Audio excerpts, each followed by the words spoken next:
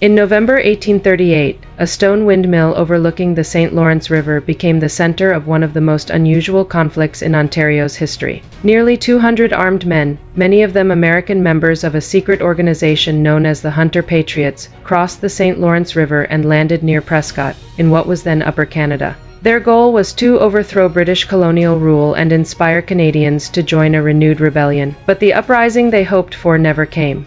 Local residents largely refused to support the invasion. British regular soldiers and Canadian militia surrounded the rebels at Windmill Point. For 4 days, the Hunter Patriots defended their position from inside the stone windmill and surrounding buildings. On November 16, 1838, they surrendered. But for the prisoners, the consequences of the Battle of the Windmill were only beginning.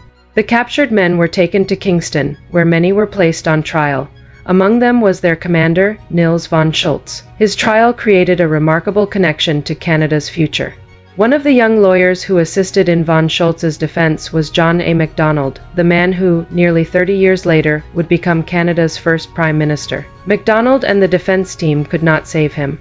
Von Schoultz was convicted and sentenced to death. He was executed by hanging at Fort Henry in Kingston on December 8, 1838. 11 prisoners connected to the Battle of the Windmill were eventually executed, but dozens of others received a very different punishment. Instead of remaining in Canadian prisons, they were sentenced to exile in the British penal colonies of Australia. The prisoners were placed aboard ships and transported thousands of kilometers across the world.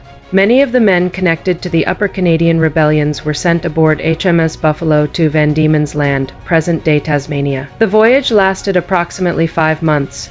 When they arrived, the prisoners entered Britain's vast convict system. Although remembered as political prisoners, colonial authorities generally treated them as ordinary convicts. They became known as the Canadian Exiles, even though many were Americans who had crossed the border to support the rebellion. Over time, most received pardons or conditional releases. Some eventually returned to North America. Others remained in Australia and began new lives, far from the place where their rebellion had begun. Their story reveals the enormous reach of the British Empire. A battle fought beside the St. Lawrence River connected the histories of Ontario, the United States, Britain, and Australia.